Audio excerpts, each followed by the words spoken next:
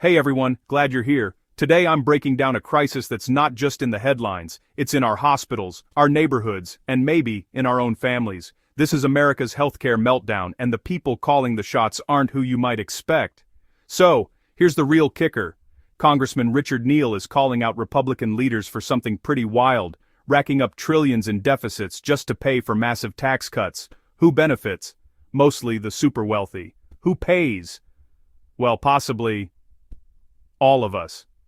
Let's put this in perspective.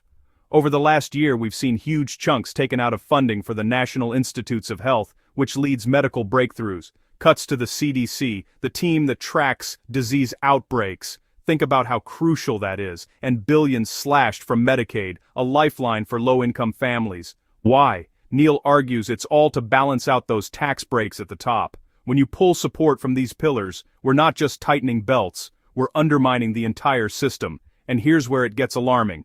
Neal warns that these cuts were deliberately timed, the hardest hits delayed until after the next election. So, the real damage?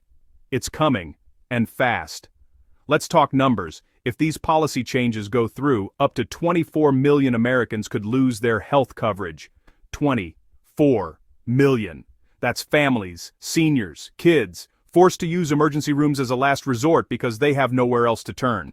Hospitals, already stretched thin from the pandemic, could be overwhelmed. It's not just inefficient, it's dangerous and expensive for everyone. All the while, the same leaders pushing these cuts have spent years preaching about fiscal responsibility. Neal's not shy. He says they've thrown that out the window, adding trillions to the deficit for tax breaks, then turning around and blaming healthcare programs for the budget mess.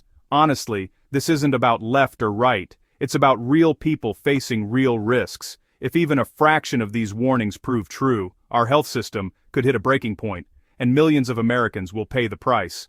So, what do you think? Does this line up with what you see in your community? Drop your thoughts below.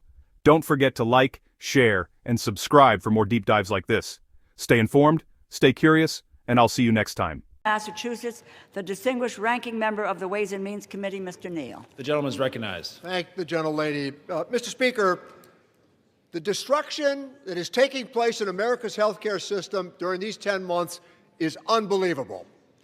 They've eviscerated the National Institutes of Health. They've cut back on the Centers for Disease Control, billions of dollars from Medicaid for a tax cut for the wealthy. Wait till you see what's coming to America's hospitals after the next election.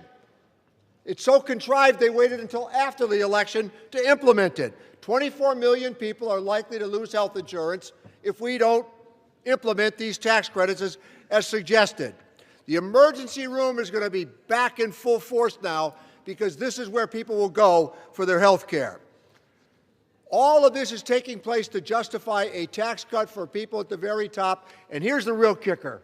Our Republican colleagues of fiscal probity borrowed the money for the tax cuts.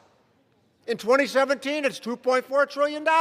In the last tax bill, almost $4 trillion is borrowed for a tax cut for wealthy people.